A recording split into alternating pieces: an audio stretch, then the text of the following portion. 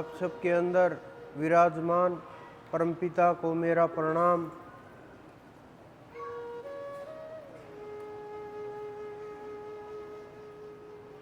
ये मानव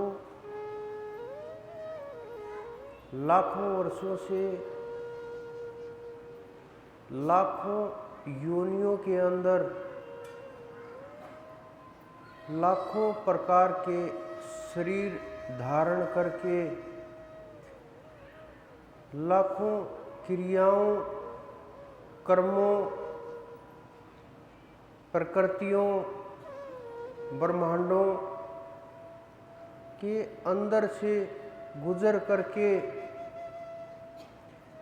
यात्रा करके मानव शरीर तक पहुंचा। मानव शरीर तक पहुंच करके अगर मात्र हम संसार के अंदर, जीवन के अंदर, भय के अंदर, निंद्रा के अंदर, आलस के अंदर, विचारों के अंदर, मन के अंदर अगर हम खोए रहे और इस छोटे से जन्म में, कुछ वर्ष के जीवन में, कुछ समय में हम जाग नहीं पाए तो ये भी हाथ से निकल जाएगा।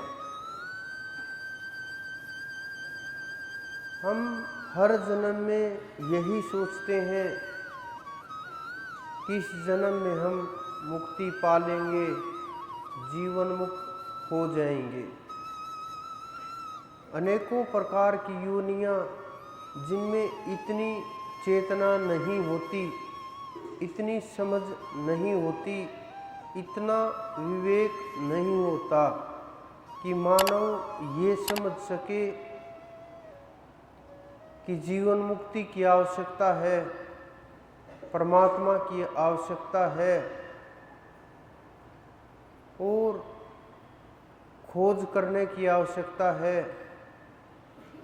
इस अंश को अंशी में मिलाने की आवश्यकता है। ये समझ नहीं आती क्योंकि बुद्धि के अंदर इतनी समझ, इतना ज्ञान नहीं होता। लेकिन मानव के जीवन में, मानव की बुद्धि में इतनी समझ और इतना ज्ञान उस परमात्मा ने दिया है जिससे ये अनुभव हो सके कि परमात्मा क्या तत्व है, इस शरीर का क्या महत्व है, कहाँ कहाँ इसका उपयोग हो सकता है। लेकिन हम पाप पुण्य के अंदर रह करके, छोटी छोटी वस्तुओं से संतुष्ट हो करके, अपनी खोज को रोक करके, समाज के छोटे छोटे भय, निंदा,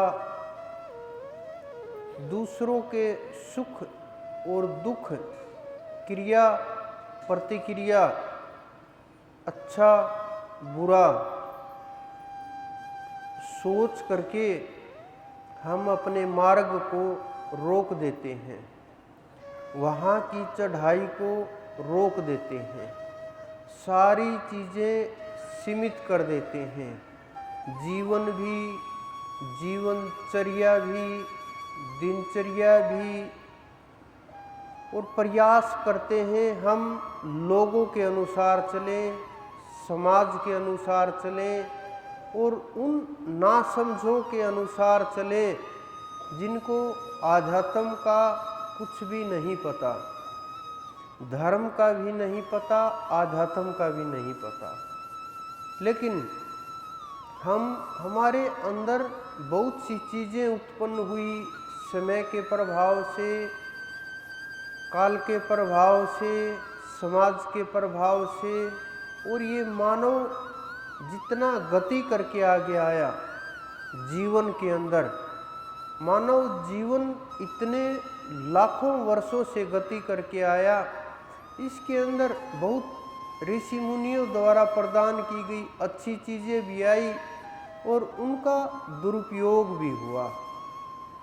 समझ के अनुसार जिसको जितनी समझ आई उसी को धर्म मान लिया। हर 200-400 किलोमीटर के ऊपर धर्म की रीतियाँ रिवाजें बदल जाती हैं, उनके नियम भी बदल जाते हैं और उनका पूजा पाठ की पद्धति भी बदल जाती है। आप नज़र मार के देखिए, पूरे विश्व के अंदर यही हालात हैं। केवल मात्र भारत के हालात नहीं हैं, पूरे विश्व के यही हालात हैं। लेकिन हम उनको सत्य मान लेते हैं, अपनी अपनी समझ के अनुसार उन्हीं चीज़ों को सही मान करके बस बैठ जाते हैं कि जो है, यही सही है, इससे आगे कुछ नहीं है। लेकिन वहाँ से शुरुआत भी नहीं होती। जो हमारे ऋषि मुनियों ने रास्ता दिखाया, जो चीज़ें उन्होंने छिपा छिपा करके ग्रंथों में, पुस्तकों में लिख दी, उनको हम ना समझ करके सांसारिक लोगों की समझ के अनुसार चलने लगे। महापुरुषों के रास्ते हमने छोड़ दिए, उन रास्तों से हम भटक गए और सांसारिक लोगों द्वारा दिखाए गए मार्गों को ही हम श्रेष्ठ मान करके और जल्दी परमात्मा से मिलने वाला मान करके, उनको बड़ा नज़दीक मान करके और मीठे मीठे प्रलोभनों में फंस करके इस जीवन को भी, अगले जीवन को भी हम खराब करने लगे। लेकिन संसार के अंदर ऐसे हालात इस कारण से हुए, सही और गलत की पहचान नहीं रही। आजकल आप देखो, सब धर्मों के अंदर क्या चल रहा है, अलग ही सब कुछ चल रहा है।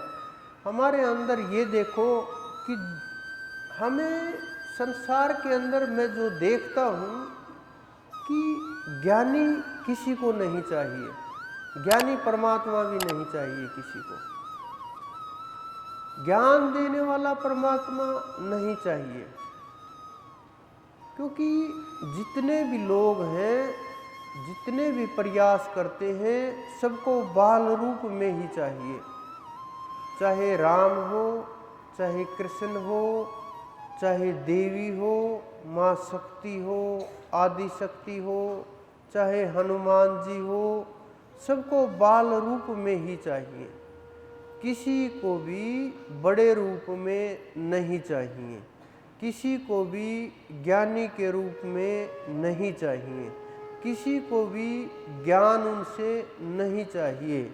क्योंकि हम उस परम तत्व को, उस परम चेतना को, उस परमात्मा को भी हम अपने से बड़ा मानने को तो तैयार हैं कि हाँ, हम बड़े, कि वो परमात्मा हमसे बड़े हैं, हमसे श्रेष्ठ हैं, लेकिन ये तक मानने के लिए तैयार नहीं कि वो पालन पोषण करते हैं हमारा, वो पैदा करते हैं, वो सृष्टि चलाते हैं, उन्हीं के हाथ में बागडोर है, सब कुछ वही करने वाले हैं, वही करता धरता है और उन्हीं की खोज करनी है। हम ये नहीं मानते, हम ये मानते हैं कि वो परमात्मा हमारे से छोटा है और हम उसको उठा करके घूम सकते हैं, हम उनकी देखभाल कर सकते हैं।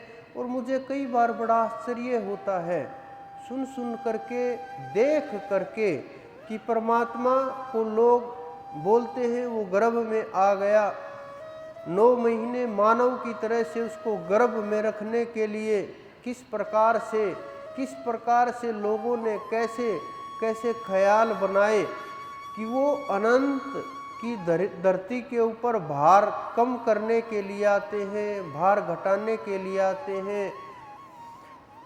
अनेकों अनेक विचार लोगों के, अनेकों अनेक इनके जवाब बनाए गए और बहुत चारों तरफ से दबा दबा करके ढक दिया गया, लेकिन तर्क समाप्त नहीं हुए, खोज बंद नहीं हुई, खोजी लगे हुए हैं। कुछ लोग ये कह कर के रोक दिए जाते हैं कि परमात्मा आस्था का खेल है, परमात्मा भाव का खेल है, परमात्मा भक्ति का खेल है, परमात्मा पे शंका नहीं करनी चाहिए, सवाल नहीं उठाना चाहिए और सवाल नहीं करने चाहिए। इससे आस्था के ठेस लगेगी, विश्वास के ऊपर ठेस लगेगी, संसार के ऊपर ठेस लगेगी। अनेकों अनेक प्रकार के सवाल आप लोगों के ऊपर छोड़ दिए जाते हैं जवाब ना दे करके। अरे वो परम तत्व जो सारे ब्रह्मांडों को अपने अंदर समाहित रखता है, उसके अंदर इतनी ताकत है कि वो वहीं बैठा बैठा सब कुछ कर सकता है। उससे अलग इस ब्रह्मांड में बोलते हैं महात्मा लोग, संत लोग, उसके चाहे बिना कुछ भी नहीं होता, उसकी मर्जी के बिना कुछ भी नहीं होता, उसकी इच्छा के बिना पत्ता भी नहीं हिलता। फिर उनको कहाँ आवश्यकता पड़ी गर्भ में आने की, युद्ध करने की, लड़ाइयाँ करने की, करवाने की। वो ऊपर बैठा बैठा ही सब कुछ कर सकता है। उसके अंदर इतना सामर्थ्य है, वो जब एक पल में एक पलक झपके इतने में पूरे ब्रह्मांड को, पूरी सृष्टि को नष्ट भ्रष्ट कर दे, इतनी अक्षमता उसके अंदर है। आप अंदाज़ा लगाइए पलक झपकते वक्त आपका कितना जोर पड़ता है। आपको याद भी नहीं रहती, पता भी नहीं रहता, ध्यान भी नहीं रहता, पलक झपकी नहीं झपकी। उसी प्रकार से इतना ही जोर उस परम सत्ता का लगता है सृष्टि को हिलाने में, सृष्टि को नष्ट करने में, सृष्टि को चलाने में और अनंत अनंत सृष्टियों का संहार करने में। इससे ज़्यादा उनको वक्त नहीं लगता।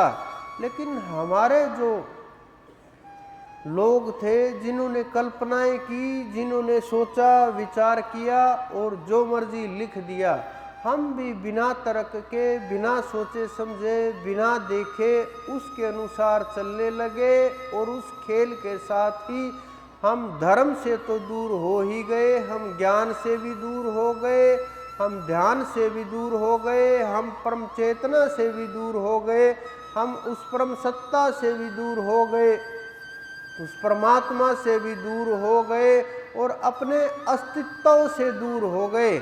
और जब मानव अपने अस्तित्व से दूर जाएगा तो ही मानव वहीं फंस करके, वहीं अटक करके, गुमराह हो करके वहीं घूमता रहेगा। जब उनको ना निकलने का दरवाज़ा मिलेगा, ना ऊपर उड़ने के लिए जगह मिलेगी, न निकलने के लिए कोई मार्ग होगा, तो वहीं रह करके उसी के अंदर, सर्कल के अंदर घूमता रहेगा, आता रहेगा, जाता रहेगा। भ्रम के थपेड़ों से, भ्रम के मार्ग से, भय के मार्ग से आपको भिन्न भिन्न प्रकार से डरा करके और गलत पद्धतियों के अंदर डाल दिया गया है और उनको समझने के लिए बहुत समय लग जाता है। तब तक इतना लंबा मानव का जीवन नहीं है जितना लोग भटकाने वाले हैं। हर रोज हम कुछ न कुछ नया देखते हैं, नया सोचते हैं, नया पता चलता है, नई नई चीज़ें आँखों के सामने से गुजर जाती हैं। लेकिन हम उन चीज़ों को देख करके भी एक तरफ कर देते हैं, उनको मान करके, देख करके, पता होने के बाद भी हम उनको एक साइड में करने का प्रयास करते हैं, उस सच्चाई से भागने की कोशिश करते हैं, जागने की कोशिश नहीं करते।